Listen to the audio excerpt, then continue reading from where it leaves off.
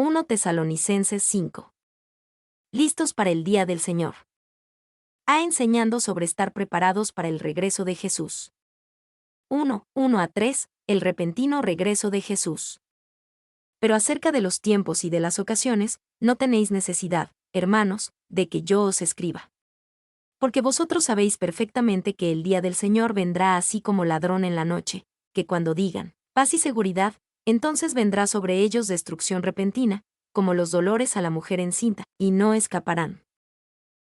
Pero acerca de los tiempos y de las ocasiones, no tenéis necesidad, hermanos, de que yo os escriba. Los tesalonicenses fueron bien instruidos acerca del regreso de Jesús y otros asuntos proféticos. Pablo les enseñó de los tiempos y de las ocasiones en relación con el regreso de Jesús. Ellos tenían una noción de los tiempos proféticos en los cuales vivían, y podían discernir las ocasiones de la cultura presente. Y, una vez más, estamos impresionados de que Pablo estuvo con los tesalonicenses solo por unas semanas. Hechos 17:2. En ese tiempo, les enseñó sobre los tiempos y ocasiones proféticas en relación con el regreso de Jesús. Pablo se sorprendería de que algunas personas en la actualidad consideran el regreso de Jesús como una enseñanza poco importante. 2. Jesús criticó a los líderes religiosos de su tiempo porque no pudieron discernir las señales de los tiempos. Mateo 16:1-3. Nosotros también deberíamos estudiar las Escrituras y observar al mundo que nos rodea, para poder estar al tanto de los tiempos y las ocasiones. 3. Hibbert comenta sobre los tiempos y las ocasiones. El primero designa al tiempo en su duración, si será un periodo corto o largo. El segundo atrae la atención a las características del periodo. El primero lidia con la medida del tiempo, el segundo con la naturaleza adecuada o crítica del tiempo. El día del Señor vendrá así. Con esta frase, Pablo citó una idea familiar del Antiguo Testamento. La idea detrás de la frase el día del Señor es que este es el tiempo de Dios. El hombre tuvo su día, y el Señor tiene su día. En el máximo sentido, el día del Señor es cumplido con Jesús juzgando sobre la tierra y regresando en gloria. Y no se refiere a un solo día, sino a una temporada cuando Dios avanza rápidamente su agenda al final de esta era. El día del Señor es una expresión familiar del Antiguo Testamento. Denota el día en que Dios interviene en la historia para juzgar a sus enemigos, liberar a su pueblo y establecer su reino. Hibbert. C. Porque vosotros sabéis perfectamente que el día del Señor vendrá así como ladrón en la noche. Los tesalonicenses sabían, y habían sido enseñados, que no podían saber el día del regreso de Jesús. Ese día permanecería desconocido, y llegaría como sorpresa, como ladrón en la noche. Un ladrón no anuncia el tiempo exacto de su llegada. Y algunos toman la idea de que el día del Señor vendrá así como ladrón en la noche con el significado de que nada puede ni debe saberse sobre el plan profético de Dios para el futuro. Sin embargo, Pablo indicó que ellos definitivamente conocían que el tiempo no podía ser definitivamente conocido. 2. Pablo ciertamente no iba a poner fechas en relación con la profecía, y Jesús prohibió que se establecieran fechas cuando dijo pero del día y la hora nadie sabe. Mateo 24:36. Dios quiere que este día sea inesperado, pero quiere que su pueblo esté preparado para lo inesperado. Que cuando digan, paz y seguridad, entonces vendrá sobre ellos destrucción repentina. La inesperada naturaleza de ese día será una tragedia para el no creyente. Serán arrullados por las condiciones políticas y económicas, pero serán despertados bruscamente. Escucharán el atemorizante no escaparán. Y, cuando el todo está bien y el todo está seguro estén en los labios de los hombres. Mafet. 2. La repentina venida, en un tiempo cuando muchos digan paz y seguridad, debe ser distinta a la venida de Jesús descrita en Mateo 24:15-35. La venida de Jesús descrita en Mateo 24:15-35 sucede en un tiempo de catástrofe mundial, cuando sería imposible que alguien pudiera decir paz y seguridad. Comparando pasajes como este nos muestra que debe haber, de alguna manera, dos aspectos para la segunda venida de Jesús. Un aspecto de su venida es que será a una hora inesperada, el otro es que será posiblemente predicho. Una venida es a un mundo igual que siempre, la otra es a un mundo en cataclismo. Una venida es encontrándose con él en el aire 1 de Tesalonicenses 4, 16-17. La otra es el viniendo con sus santos. Zacarías 14:5. Como los dolores a la mujer encinta. La frase los dolores a la mujer encinta sugiere tanto inevitabilidad como a que es inesperado. Jesús utilizó la misma idea en Mateo 24:8, cuando habló de las calamidades que precederán al final de los tiempos principio de dolores, lo cual es literalmente el inicio de los dolores de parto. La idea es dar luz a una nueva era, e implicar un crecimiento de intensidad y frecuencia en estas calamidades. Y Trapp comenta sobre cómo los dolores a la mujer encinta: 1. Certeros. 2. Repentinos. 3. Irresistibles, inevitables. 2. 4-5. Las bases para las exhortaciones de Pablo. Mas vosotros, hermanos, no estáis en tinieblas, para que aquel día os sorprenda como ladrón.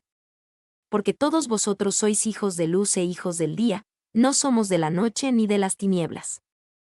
Mas vosotros, hermanos, no estáis en tinieblas. Al referirse a su conducta, Pablo simplemente le dijo a los cristianos tesalonicenses que deben ser quienes son. Dios nos ha hecho hijos de luz e hijos del día. El tiempo en el que fuimos de la noche o de las tinieblas está en el pasado.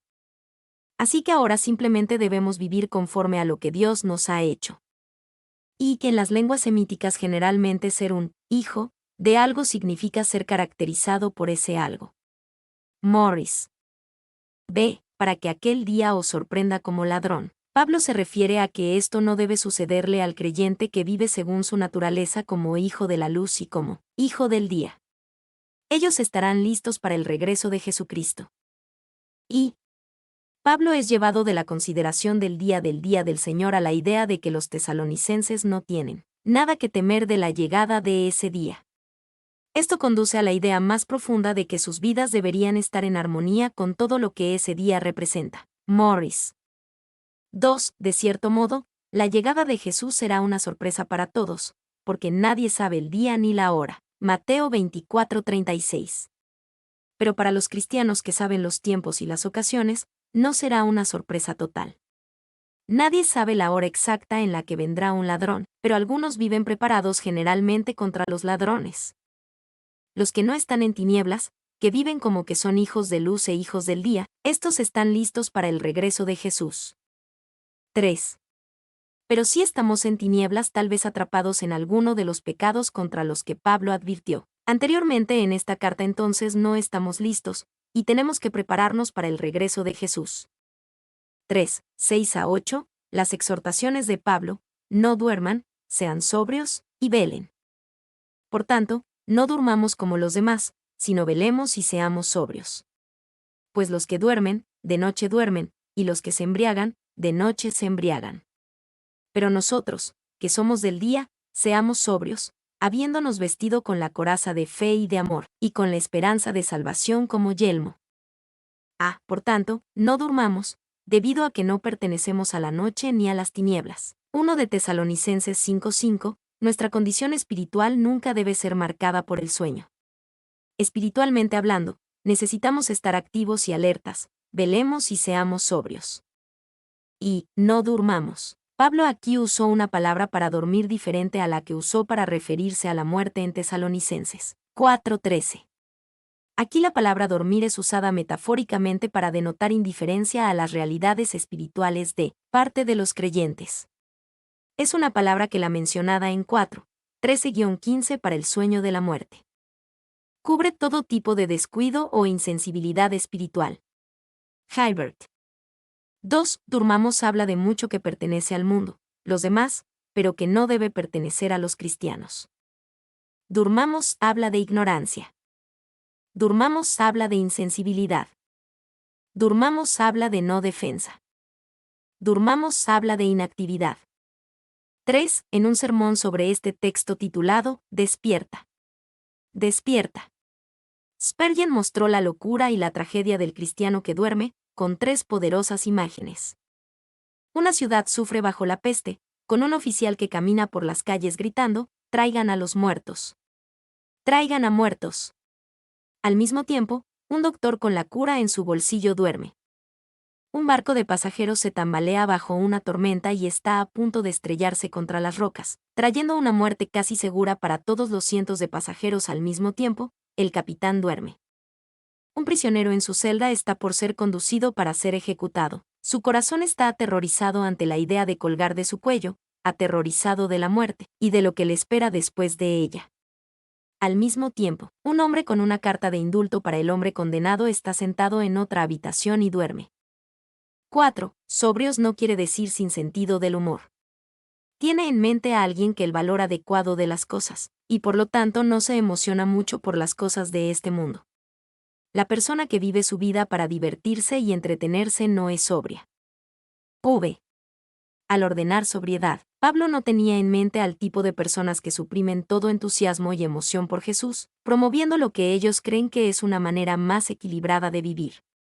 El mismo Pablo era un entusiasta seguidor de Jesús, y era acusado de fanatismo religioso.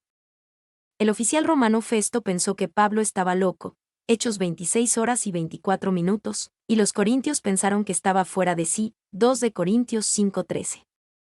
B. Pues los que duermen, de noche duermen, y los que se embriagan, de noche se embriagan. Lo contrario a vigilancia espiritual es el sueño espiritual. Lo contrario de la sobriedad espiritual es estar espiritualmente embriagado. Como cristianos nosotros somos del día, y por lo tanto velemos y seamos sobrios.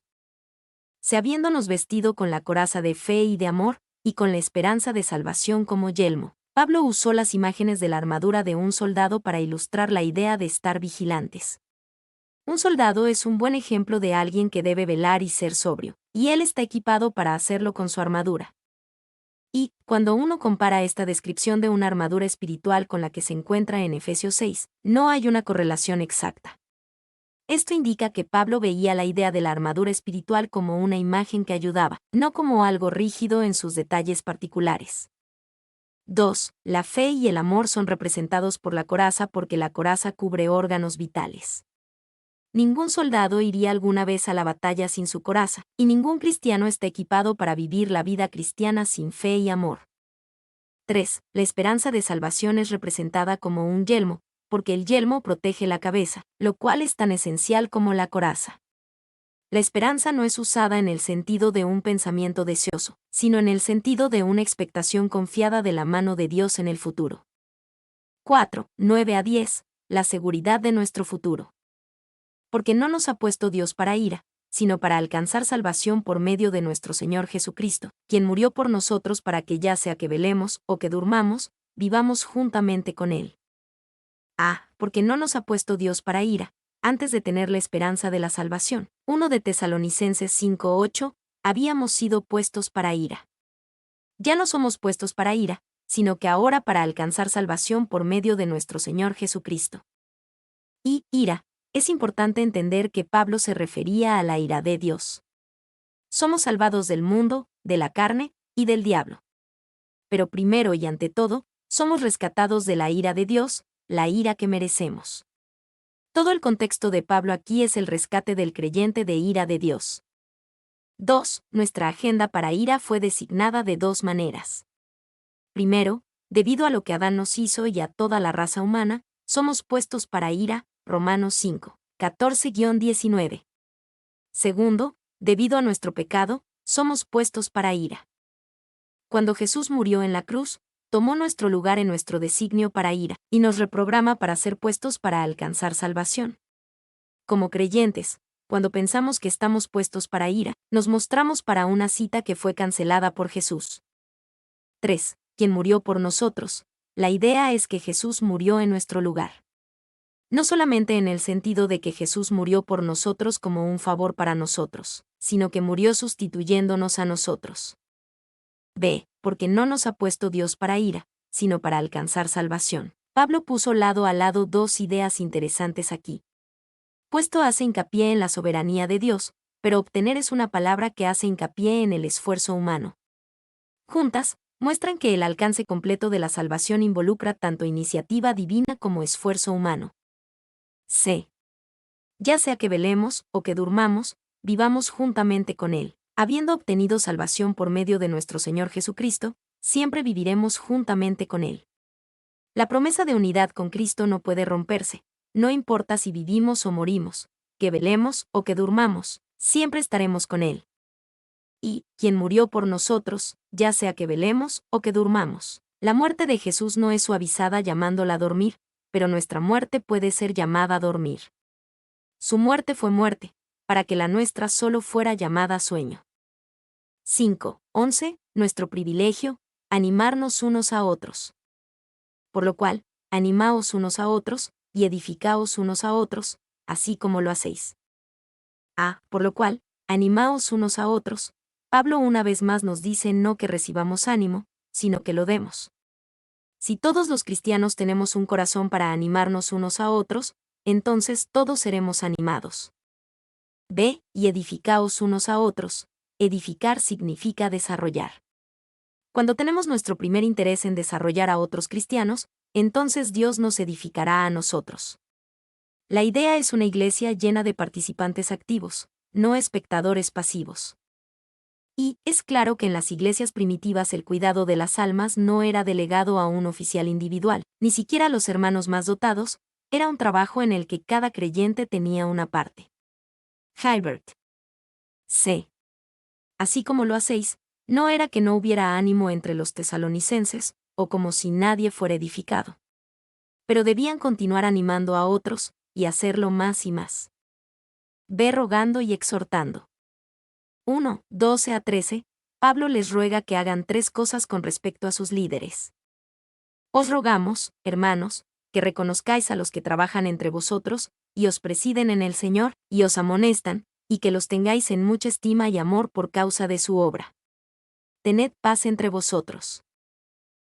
Que reconozcáis a los que trabajan entre vosotros. Los cristianos deben reconocer a sus líderes, y los líderes se describen de 3 maneras. Y, los que trabajan entre vosotros. Los líderes son reconocidos no por su título sino por su servicio. Un título es bueno, pero solo si el título es verdadero y si describe lo que la persona realmente es delante de Dios y del hombre. 2. Y os presiden en el Señor. Los líderes son reconocidos por presidir a la congregación en el sentido de dirigir y proveer de liderazgo, como un pastor sobre las ovejas. Esto describe un claro y legítimo orden de autoridad. 3. Y os amonestan. Los líderes son reconocidos como los que amonestan a la congregación. Amonestar significa llamar la atención o reprender gentilmente, advertir. Morris dice sobre esta palabra, al mismo tiempo que su tono es fraternal, es como de un hermano mayor. 4. La construcción griega aquí es de 3 participios unidos bajo un artículo, lo que indica que no son 3 grupos distintos sino una clase de hombre desempeñando una función triple. Hilbert. B. Que los tengáis en mucha estima y amor. Los cristianos deben tener en mucha estima a sus líderes, y tenerlos en mucha estima y amor. Ellos deben hacer esto por causa de su obra. Ellos no merecen estima por su título, o por su personalidad, sino por su labor hacia el pueblo de Dios. Y los ministros cristianos, que predican la verdad completa, y se esfuerzan en la palabra y la doctrina, merecen más que respeto. El apóstol ordena que sean estimados, abundantemente y superabundantemente. Y esto debe ser hecho en amor. Clarke. 2. Pablo menciona el trabajo y lo conecta al respeto que estos siervos deben recibir de aquellos a quienes sirven. Esto sugiere al menos 2 cosas. Si los congregantes supieran y entendieran cómo es el trabajo realizado por los que los supervisan espiritualmente, los congregantes respetarían y apreciarían más a sus líderes. El trabajo es un aspecto esencial del ministerio, y no hay lugar para un pastor perezoso. Primero afirma que ellos trabajan. Resulta de esto que todos los vientres ociosos son excluidos del número de los pastores. Calvin. 3. Las palabras en griego llevan tal énfasis que no pueden ser expresadas bien en español, importando estima y amor a una hipérbole. Su amor debía unirse a la estima, y la estima con el amor, y ambos abundar y superabundar hacia ellos. Paul. 4. Si un cristiano no puede sentir estima y amor por su pastor, debería o ponerse de rodillas, pedirle al Espíritu Santo que cambie su corazón, o irse a otro lado y someterse a un pastor al que pueda estimar y amar. Tened paz entre vosotros. Con esta simple orden Pablo dijo que los cristianos simplemente deberían dejar sus riñas y discusiones. Este es un gran camino hacia la estima y el amor hacia los líderes de su iglesia. 2. 14 a 15, Pablo los exhorta sobre cómo lidiar con las personas difíciles. También os rogamos, hermanos, que amonestéis a los ociosos, que alentéis a los de poco ánimo, que sostengáis a los débiles, que seáis pacientes para con todos. Mirad que ninguno pague a otro mal por mal, antes seguid siempre lo bueno unos para con otros, y para con todos. También os rogamos, rogar es decirle a alguien lo que debe hacer pero sin aspereza o espíritu crítico. No es una reprimenda ni condenación, pero tampoco es solamente una sugerencia o consejo. Es urgente y serio, pero asociado con el ánimo. Que amonestéis a los ociosos, que alentéis a los de poco ánimo, que sostengáis a los débiles, que seáis pacientes para con todos. Pablo les dijo a los tesalonicenses las personas, no solo el pastor y los líderes que ministraran de una variedad de maneras, dependiendo del estado de las personas que necesitan ser ministradas. Así que si alguien es ocioso, el deber del cristiano es amonestarlo. Otros necesitan aliento, otros necesitan ser sostenidos. Y los ociosos se refiere a los que están fuera de orden, usando una palabra militar que describe a un soldado que rompe filas o marcha fuera de paso. Esta es la persona obstinada que simplemente quiere mantener su propia opinión o preferencia. Estos deben ser amonestados. 2. Los de poco ánimo son los que, literalmente, son de carácter débil. Por naturaleza o experiencia tienden a ser tímidos y cobardes. Estos necesitan que se les dé aliento, en el sentido de fortalecerlos. 3. Los débiles deben ser sostenidos y apoyados, con el propósito de construir su propia fuerza en vez de perpetuar su debilidad. 4. Algunos ven a Pablo refiriéndose a estos tres grupos en pasajes anteriores de 1 de Tesalonicenses. Si ese es el caso, proveen de buenos ejemplos sobre cómo hablar con individuos de cada categoría. Ociosos, los haraganes de 1 de Tesalonicenses 4, 11-12. Poco ánimo, los ansiosos debido a sus seres queridos fallecidos en 1 de Tesalonicenses 4, 14-17. Débiles, los que sufren bajo la tentación de caer en inmoralidad en 1 de Tesalonicenses 4, 2-8. Que seáis pacientes para con todos. Aunque se deben tomar medidas diferentes con los diferentes tipos de personas, los cristianos deben ser pacientes para con todos. Esto es porque el verdadero cristianismo es mostrado por su habilidad de amar y ayudar a las personas difíciles. No buscamos solo a personas perfectas a las cuales y con las cuales ministrar. Mirad que ninguno pague a otro mal por mal, el cristiano nunca debe buscar venganza, sino dejar que Dios lo compense. Al contrario, debemos seguir siempre lo bueno unos para con otros, y para con todos. Cuando tenemos un corazón perdonador para con otros, no solo es bueno para ellos, también lo es para nosotros. Y, en el siguiente pasaje, escribirá sobre más asuntos espirituales tales como la oración, acciones de gracias, y la adoración. Pero antes de estos asuntos espirituales o religiosos primero vienen las enseñanzas sobre buenas relaciones. Jesús dejó claro que debemos arreglar las cosas con los hombres antes de venir a adorar a Dios, Mateo 5, 23-24. 3, 16-18, sobre su adoración personal. James Maffett escribió sobre estos versículos. Comentar adecuadamente sobre estos pequeños diamantes sería resumir una historia de la experiencia cristiana, en sus más altos niveles. Estad siempre gozosos. Orad sin cesar. Dad gracias en todo, porque esta es la voluntad de Dios para con vosotros en Cristo Jesús. Estad siempre gozosos, no solo gozarse en las cosas felices, sino también en las penas. El cristiano puede estar siempre gozoso porque su gozo no se basa en las circunstancias, sino en Dios. Las circunstancias cambian, Dios no. Y estoy obligado a mencionar entre las curiosidades de las iglesias, que he conocido muchos cristianos profundamente espirituales que han tenido miedo de gozarse. Algunos toman tal punto de vista de la religión que para ellos es un deber sagrado ser melancólico. Spurgeon.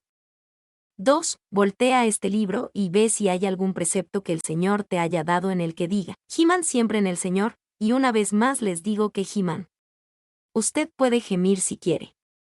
Usted tiene libertad cristiana para hacerlo, pero, al mismo tiempo, cree que tienes mayor libertad para gozarte, pues así es puesto delante de ti. Spurgeon. Orad sin cesar. Los cristianos deben orar continuamente. No podemos inclinar nuestras cabezas, cerrar nuestros ojos y doblar nuestras manos sin cesar, pero esos son hábitos de oración, no la oración en sí. La oración es la comunicación con Dios, y podemos vivir cada minuto del día en una constante, fluida, comunicación con Dios. Y hay un valor importante y significativo en un tiempo donde nos alejamos de toda distracción y nos enfocamos en Dios en un tiempo de oración a puerta cerrada, Mateo 6:6. Pero también hay espacio y gran valor en la comunión en cada momento del día con Dios. 2. Hay muchas valiosas implicaciones de esta orden. El uso de la voz no es un elemento esencial en la oración. La postura de la oración no es de primera importancia. El lugar de la oración no es de gran importancia. El tiempo determinado para la oración no es importante. Un cristiano nunca debe estar en un lugar donde no pueda orar. Se dad gracias en todo, no damos gracias por todo, sino en todo. Reconocemos que la soberanía de la mano de Dios está en control, no en fe ciega o casualidad. Y, cuando el gozo y la oración están casados, el primer hijo es la gratitud. Spurgeon. La idea más bien es la voluntad de Dios, así que puedes hacerlo. No es fácil estar siempre gozosos. Orar sin cesar, y dar gracias en todo, pero podemos hacerlo porque es la voluntad de Dios.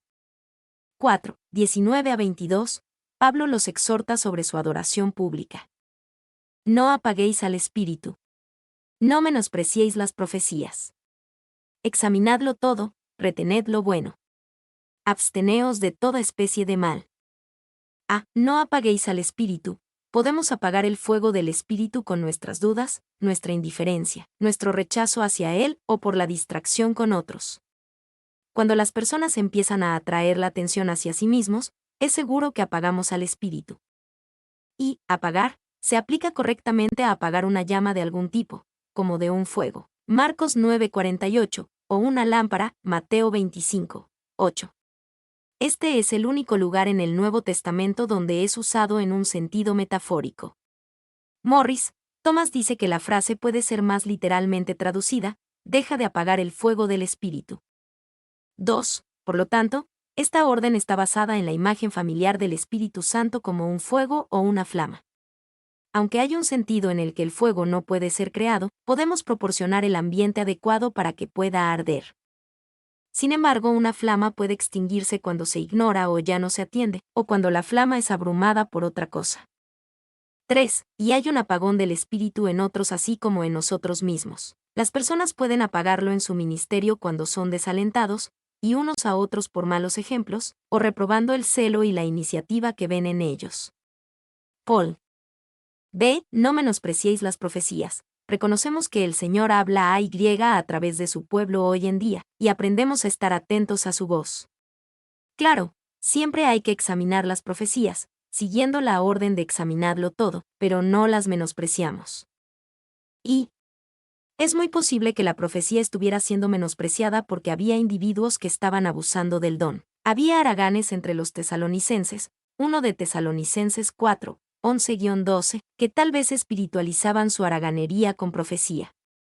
Había personas que ponían fechas y especulaban sobre el final de los tiempos entre los tesalonicenses. 2 de Tesalonicenses 2, 1, 5, que tal vez respaldaban sus especulaciones con supuesta autoridad profética. Se examinadlo todo, retened lo bueno. La maldad y el engaño pueden mostrarse incluso en un entorno espiritual, así que es importante que los cristianos examinen todo. Cuando han hecho el examen, según los estándares de la palabra de Dios y el discernimiento del Espíritu entre los líderes, entonces retenemos lo bueno. Y entre el tiempo en que Pablo vio por última vez a los tesalonicenses y cuando escribió esta carta, había pasado tiempo en Beríe, Hechos 17, 10-12. Ahí, los cristianos eran de un carácter noble porque escucharon la predicación de Pablo y diligentemente buscaron en las Escrituras para ver si lo que decía era verdad. Pablo quería que los tesalonicenses tuvieran un corazón y mente más como los bereanos. De absteneos de toda especie de mal, cuando se hace el examen, cualquier especie de maldad debe ser desechada. Esto incluye el mal que puede venir con una apariencia espiritual. Y el término especie, eidos, literalmente significa eso que es visto, la apariencia externa. señala a la forma externa en que se presenta la maldad. Ellos deben rechazar el mal en cualquier forma o apariencia que se llegue a presentar. Hibbert. 2. El significado será el mal que puede ser visto, y no eso que parece ser malo. Morris. C. Conclusión. 1. 23 a 24. La santificación completa como la obra de Dios en nosotros. Y el mismo Dios de paz os santifique por completo, y todo vuestro ser, espíritu, alma y cuerpo, sea guardado irreprensible para la venida de nuestro Señor Jesucristo. Fiel es el que os llama, el cual también lo hará. Y el mismo Dios de paz os santifique por completo. La idea detrás de la palabra santifique es ser apartado a hacer algo distinto y diferente, rompiendo viejas asociaciones y formando una nueva. Por ejemplo, un vestido es un vestido, pero un vestido de novia es santificado apartado para un propósito especial y glorioso. Dios quiere que seamos apartados para Él. Y aquí el énfasis es en completo. El adjetivo, hololeis, que ocurre solo aquí en el Nuevo Testamento, es un compuesto de holos, todo, entero, y telas, final. Su connotación básica es, alcanzando por completo el final, llegando a la meta prevista, por lo tanto tiene la fuerza de no dejar ninguna parte sin alcanzar. Hibbert. B. Y el mismo Dios de paz os santifique. Pablo dejó claro que la santificación es la obra de Dios en nosotros. Hace hincapié en las palabras mismo, en sea guardado, en fiel es el que os llama, y en el cual también lo hará. Este énfasis completa las exhortaciones previas de Pablo. En todo lo que le dijo al cristiano que hiciera en 1 de Tesalonicenses 4:1 hasta el 5:22, nunca quiso decir que hicieran esas cosas con sus propias fuerzas. Más cristianos son derrotados a causa de la autosuficiencia que a causa de ataque satánico. Y la manera en la que efectúa esta transición indica que es solamente en el poder de Dios, en quien hace el llamado, que sus exhortaciones pueden ser llevadas a buen término. Les he estado rogando para que hagan ciertas cosas, pero es solo en la fortaleza de Dios que serán capaces de hacerlas. Morris. C. Y todo vuestro ser, espíritu, alma y cuerpo, sea guardado irreprensible. El uso que hace Pablo de espíritu, alma y cuerpo en este pasaje ha llevado a muchos a adoptar una visión tricotomista del ser humano, creyendo que el hombre está conformado por tres partes distintas: espíritu, alma y cuerpo. Y esta visión tiene cierto mérito, pero también tiene problemas. Uno pudiera decir que Marcos 12:30 divide la naturaleza del hombre en cuatro partes: corazón, alma, mente y fuerzas, y que 1 de Corintios 7:34 divide la naturaleza del hombre en dos partes: cuerpo y espíritu. En algunos pasajes los términos alma y espíritu parecen ser sinónimos, otras veces parecen ser distintos y difíciles de definir con precisión. Parece que efectivamente existen estos tres aspectos diferentes de la persona humana. Sin embargo, el significado específico de espíritu o alma debe ser determinado por el contexto. 2. El gran erudito griego Dean Alford describió al espíritu y al alma como lo siguiente. El espíritu, nume, es la parte más alta y distintiva del hombre, la inmortal. El alma es lo más bajo o el alma animal, que contiene las pasiones y los deseos, los cuales tenemos en común con los brutos, pero que en nosotros son ennoblecidos y trazados por el espíritu. 3. Al ser la parte interna, inmaterial del hombre que puede existir aparte de la vida espiritual, el alma se conecta con el mundo a través de los sentidos del cuerpo físico. Se conecta con Dios a través de la fe, la cual puede ser llamada el sentido del espíritu. Tendemos a pensar en el espíritu como si fuera más como el cuerpo, el recipiente de nuestra interacción con el mundo espiritual. 4. Debido a que el alma y el espíritu tienen referencia a la parte no material del hombre, son fácilmente confundidos. A menudo una experiencia destinada a edificar al espíritu solo bendice al alma. No hay nada malo con la emoción de alma y la bendición, pero no hay nada en ello que edifique espiritualmente. Es por eso que muchos cristianos van de una experiencia emocionante a otra, pero realmente nunca crecen. Espiritualmente el ministerio que reciben es del alma. D. Y todo vuestro ser, espíritu, alma y cuerpo, sea guardado. Podemos recibir esta orden como inspirada. Dios quiere que haya una jerarquía dentro del ser humano, ordenada primero con el espíritu, luego con el alma, y finalmente con el cuerpo. Y esto no es para decir que el cuerpo es inherentemente malo, Eso contradice la idea principal de Pablo aquí, que la persona entera sea apartada y guardada para Dios, completa en espíritu, alma y cuerpo. Dios salva nuestro cuerpo tanto como a nuestra alma y a nuestro espíritu, y el cuerpo tiene un rol importante y definido en el plan completo de salvación ser resucitado en un nuevo cuerpo. 2. Sin embargo, Dios diseñó al humano para vivir bajo el orden de espíritu, alma y cuerpo en vez de cuerpo, alma, espíritu. Estamos para sublimar las necesidades del cuerpo al alma, y las necesidades del cuerpo y el alma a las necesidades del espíritu. 3. Así es también como Dios obra en nosotros. Noten el orden espíritu, alma, cuerpo. La séquina de su presencia brilla en lugar santísimo, y de ahí se vierte sobre el lugar santo, y así hasta el patio exterior, hasta las mismas cortinas del cuerpo son irradiadas con su luz. Mailer. 2. 25 a 26, una petición de oración y un saludo dado. Hermanos, orad por nosotros. Saludad a todos los hermanos con ósculo santo. Hermanos, orad por nosotros. Pablo era un apóstol, y la iglesia de Tesalónica estaba conformada por cristianos jóvenes. Pablo aún creía que necesitaba sus oraciones, así que simplemente les pidió, orad por nosotros. Y Dios requiere de su pueblo el deber de orar por sus ministros, y no es para sorprenderse, si aquellos que no oran por sus predicadores no reciben beneficio de su enseñanza. Clarke. B. Saludad a todos los hermanos con ósculo santo. La idea es que Pablo quiere que los que lean la carta saluden a todos los cristianos en Tesalónica de su parte. Si él estuviera ahí en persona, saludaría a todos los hermanos con ósculo santo él mismo, pero como no estaba, enviaría este saludo a través de esta carta. Y, aparentemente en esta época los sexos eran separados en la asamblea y los hombres besaban a los hombres y las mujeres a las mujeres.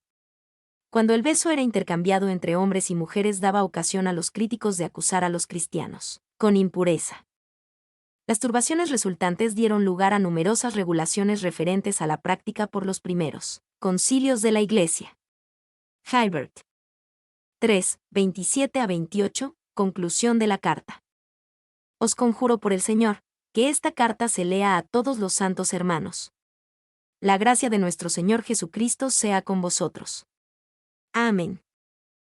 Os conjuro por el Señor, Pablo usó aquí una frase fuerte. Era importante que esta carta fuera leída entre los cristianos, esta es una declaración inusual, única en las cartas de Pablo. Se han sugerido muchas razones diferentes por las que Pablo agregó esta frase al final de su carta. Como esta era su primera carta, aún no se había establecido la costumbre de leer sus cartas en público, y quería asegurarse de que esta práctica fuera establecida. Como la carta era un sustituto de su presencia personal, Pablo no quería ninguna decepción por su ausencia frenara la difusión de la carta. Pablo quería asegurarse de que la iglesia escuchara la carta de primera mano, y no a través de intermediarios que pudieran exponer erróneamente su mensaje. Tal vez Pablo temía que las personas pusieran atención a los pasajes en la carta que hablaban de los asuntos que más les interesaban, e ignoraran las otras partes. Y por lo tanto también esperamos que sea prueba contra los papistas, que debe ser dado a conocer a las personas, incluso a todos los santos hermanos, y no confinado al clero, y ser leídas en su propia lengua, para que así, sin lugar a dudas, fuera esta epístola leída en un lenguaje que las personas pudieran entender. Paul. B. La gracia de nuestro Señor Jesucristo sea con vosotros. Casi todas las cartas de Pablo empiezan y terminan con la idea de gracia. Esto también es verdad de casi todo lo que Dios tiene que decir a su pueblo. Y la gracia es el favor inmerecido de Dios. Su dote de amor y aceptación para con nosotros se debe a quien es Él y a lo que Jesús ha hecho. Gracia significa que le agradamos, y que todas las razones están en Él. Gracia significa que podemos dejar de trabajar por su amor y empezar a recibirlo. 2. Es apropiado para esta carta la primera correspondencia de Pablo para las iglesias preservada esta carta llena de amor, aliento e instrucción, que termine con una nota de gracia. 3. Lo que sea que Dios tenga que decirnos, y en todas las cartas del Nuevo Testamento hay cosas que examinan al corazón, y lo hacen temblar, comienza y termina con gracia. Todo lo que Dios ha sido para el hombre en Jesucristo se resume en esto, toda su dulzura y su belleza, toda su ternura y su paciencia, toda la pasión de su amor, es reunida en gracia. ¿Qué más podría un alma desear que la gracia del Señor Jesucristo more en ella? Denny, citado por Morris. Mi nombre es Demim. Soy tu asistente personal. Mi sitio en internet es demim.es.tl.